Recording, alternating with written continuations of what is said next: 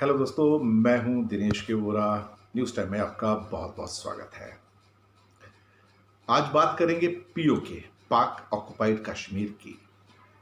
भारत दरअसल जो जम्मू एंड कश्मीर का जो हिस्सा है उसमें सारा हिस्सा इस टाइम भारत के पास नहीं है। कुछ हिस्सा पाकिस्तान के पास है, कुछ चाइना के पास है।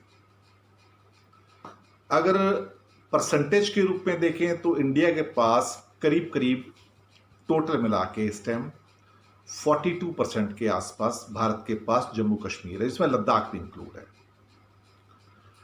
इसके अलावा चाइना के पास 20% था, लेकिन पाकिस्तान ने उसको 60s के डेकेड के अंदर शाक्स गैम वैली, जो कि करीब 5% का हिस्सा होता है, गिलगिट बाल्टिस्तान का हिस्सा था, वो चाइना को गिफ्ट कर दिया। तो चाइना के पास चला गया ये टोटल मिला के 25%, अब 25%। उसके बाद 42 में अगर 25 आप जोड़ेंगे तो आपको 67 मिलता है। बाकी 33% का जो हिस्सा है वो पाकिस्तान के पास है। इस 33% को अगर आप दो पार्ट में डिवाइड कर लें, एक जिसको पीओके कहा जाता है, पाकिस्तान ऑक्युपाइड कश्मीर, जो पतली सी एक स्ट्रिप है, और दूसरा हिस्सा जो है गिलगिट बाल्टिस्तान, जो ऑलमोस्ट करीब करीब 3-4 गुना बड़ा है पीओके से। तो आप इसको कह सकते हो 4:1 का एवरेज है। आबादी करीब करीब 70 लाख। इसके अलावा पाकिस्तान ने बहुत बड़ी संख्या में इस एरिया में अपने जो नॉन कश्मीर के जो रेसिडेंट्स हैं उनको भी बसाया हुआ है, उनको भी सर्टिफिकेट्स दिए हुए हैं। हमारे अनुमान के हिसाब से 1.25 करोड़ से 1.5 करोड़ लोग अब इस एरिया में टोटल जो लीगली डॉक्यूमेंट के साथ में हैं। आजकल रोज ऐसी खबरें टीवी चैनल्स पर, न्यूज़ चैनल्स पे आती हैं, और ख़ास तौर से कुछ यूट्यूब चैनल्स जो कि पत्रकारों के हैं, मीडिया पर्सन्स के हैं, उस पर भी आती हैं कि पीओके में टर्मोइल काफ़ी है और पीओके इंडिया हासिल कर सकता है वापस। खैर, अब हासिल कर सकता है नहीं कर सकता है ये एक इशू है। इसके साथ जुड़ा हुआ दूसरा एक और इम्पॉर्टेंट इशू है, वो है पीओके के साथ इसके बैगेज का। चलो एक बार को मान लेते हैं कि पीओके आ गया, सोच लेते हैं, पर पीओके आएगा तो साथ में उनके करीब करीब 1.25 से 1.5 करोड़ लोग भी तो आएंगे। मकान कोई खाली थोड़ी है, वहां तो लोग रहते हैं। अब यहां पर कोई चैनल या सरकार ये सोचती नहीं कि वो जो 1.25 करोड़ जो लोग आएंगे वो कौन सा माइंडसेट लेके आएंगे। अगर ये एरिया हिंदुस्तान में आ भी गया तो क्या ये एक दिन में हिंदुस्तानी बन जाएंगे? नहीं। देखिए, वो बाय बर्थ पाकिस्तानी है, बाय हार्ट पाकिस्तानी है, बाय एटीट्यूड पाकिस्तानी है, सोच से पाकिस्तानी है, और सारी जिंदगी उनकी वहीं गुजरी है। उनके माँ बाप भी पाकिस्तानी थे, उनके बच्चे भी पाकिस्तानी हैं, वही उनको एजुकेशन भी दी गई है। तो अब ओवरनाइट तो कभी किसी का ट्रांसफॉर्मेशन तो होता नहीं है, और वैसे भी वो जब यहां पर अगर आ गए तो फिर they will spread in all over India, क्योंकि फिर तो रेस्ट्रिक्शन रहेगी नहीं, उनके व्यापार होंगे, हर गली मोहल्ले में वो लोग आपको मिलेंगे। और अगर फिर वही अगर वो अपना पुराना क्या कहते हैं एटीट्यूड कैरी करते हैं, सोच कैरी करते हैं, तो फिर तो ये इंडिया के लिए बहुत बड़ा डेंजर होगा। और उसके अंदर हो सकता है कि फिर पाकिस्तान अपने कुछ जो गुर्गे हैं या उनके अपने जो एक टेररिस्ट जो ऑर्गेनाइजेशंस के जो पार्ट्स हैं उनको भी भेज देगा। अभी थोड़े बहुत लोग आते हैं तो इतना उधम मचाते हैं, हत्याएं करते हैं, तो उस टाइम क्या हाल हो जाएगा। तो ये सिचुएशन सोचने वाली बात है। इसी को मैंने नाम दिया बैगेज, कि पीओके के साथ जो बैगेज होगा उसके बारे में क्या विचार है, उसको कैसे डील किया जाएगा। और ये छोटी समस्या नहीं है, बड़ी समस्या है। कभी ना कभी ये होगा, तो जब सिविलाइजेशनल चेंजेस होते हैं तो ये होता है। खासतौर से हमने कई कंट्रीज़ के डिवीज़न के अंदर इस बात को देखा है कि जब उनके डिवीजन्स होते हैं या यूनियंस होते हैं तो उस यूनियन में उनको बहुत ज़्यादा परेशानियों का सामना करना पड़ता है।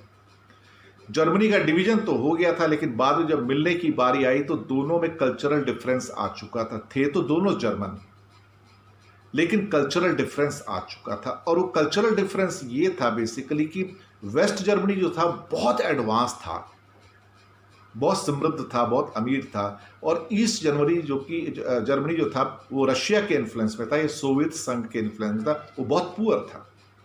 तो वहां पे उनका जो आपस में जो मेल था फाइनेंशियल, वो बहुत बेमेल हो गया वहां पर। कहाँ तो एक कंट्री की इनकम $50,000 और कहाँ दूसरे कंट्री की इनकम $5-7 हज़ार पर कैपिटा की टोटल मिला के। आप सोच सकते हो कितना डिफरेंस होगा।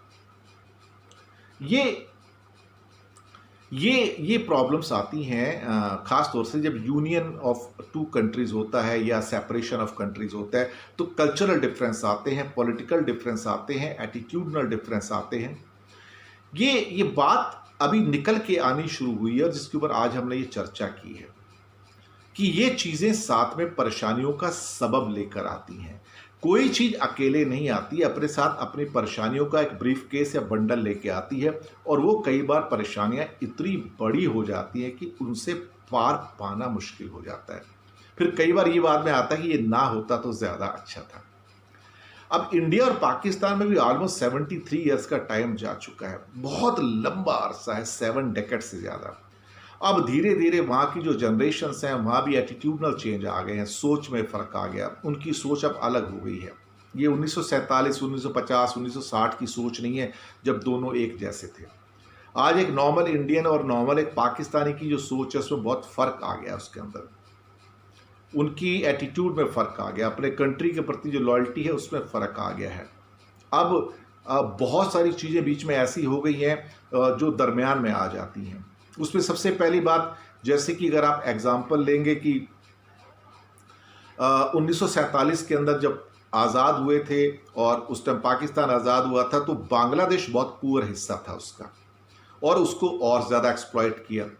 1947 से लेके 1971 तक बहुत ज़्यादा बांग्लादेश को एक्सप्लॉइट किया गया, फिजिकली, फाइनेंशियली टॉर्चर किए गए। फिर बंगबंधु शेख मुजीबुर रहमान और फिर इंडिया के सहयोग से मुक्ति वाहिनी भी तैयार हुई, और फिर वॉर हुई 71 की, जब पाकिस्तान को तोड़ा गया वहाँ पे और बांग्लादेश बन गया। तो बांग्लादेश की तरक्की वहाँ से स्टार्ट होती है। उससे पहले तो बांग्लादेश को पाकिस्तान सिर्फ एक्सप्लॉइट करता था, यूज़ करता था, देता कुछ नहीं था वापस। वहाँ से जितने संसाधन थे, रिसोर्सेज थे, अनाज था, सब ले लेता था, पर देता वापस कुछ नहीं था। 100 पैसे लेने तो समझो 10 पैसे वापस कर देना। तो उसका फिर फल ये निकला कि डिवीज़न हो गया, और जैसे ही डिवीज़न होता है उसके बाद बांग्लादेश धीरे धीरे तरक्की करता गया। अब 50 साल हो रहे तो बांग्लादेश तरक्की करके उस पाकिस्तान से आगे निकल गया है। और इन पिछले 73 सालों में शुरुआत में पाकिस्तान काफ़ी आगे था, इंडिया से भी आगे था थोड़ा बहुत पर कैपिटा में वैसे भी, लेकिन पिछले 20-30 सालों के अंदर पाकिस्तान ऐसा पिछड़ना शुरू हुआ कि अब उसका सिंक करने का कोई अंत ही नज़र नहीं आता है। इंटरनल टर्मोइल्स हैं, इकोनॉमी कोलैप्स हो चुकी है, लोग दुखी हैं, कीमतें बहुत ज़्यादा हैं। तो बलूचिस्तान वैसे ही एक तरह से देखा जाए तो एक तरह से रिवोल्ट के कगार पर बैठा है। तो पाकिस्तान के लिए मल्टीपल सेट ऑफ प्रॉब्लम्स इस टाइम है वहाँ पे। जब इकोनॉमिक कंडीशंस बर्बाद हो जाती हैं तो फिर आपके पास कोई रास्ता बचता नहीं। फिर वहाँ पे टेररिस्ट के डन बने, पाकिस्तान एक टेररिस्ट स्टेट बनना शुरू हो गया, टेररिज्म को बढ़ावा देना शुरू किया। आज ये कारण है कि पाकिस्तान में आके कोई इन्वेस्टमेंट नहीं आता, कोई वहाँ पे इंडस्ट्री नहीं लगाना चाहता। क्यों? एक ही कारण है, टेररिज्म, ये आतंकवाद, वो उसकी जननी बन गया। तो ये जो पीओके की जो प्रॉब्लम है कि पीओके को हासिल किया जा सकता है, बिल्कुल हासिल किया जा सकता है, मिलिटरली भी किया जा सकता है, इसमें कोई शक नहीं है। टेक्निकल इश्यूज हो सकते हैं उसके अंदर, लेकिन हिस्ट्री में बाउंड्रीज चेंज होती हैं और आगे भी होंगी। इस बात की कोई गारंटी नहीं कि कौन बटेगा और कौन नहीं बटेगा, लेकिन वो जो बैगेज साथ में आ रहा है वो एक इशू बनेगा बाद में जाके, और बहुत बड़ा इशू है। उसको रिजॉल्व करना इतना आसान नहीं है। वो सारा जो फ्रेमवर्क है वो परेशान करता है। तो ये पीओके के ऊपर छोटा सा एक एपिसोड, और फीडबैक दीजिएगा, बताइएगा आपको कैसा लगा। शुक्रिया।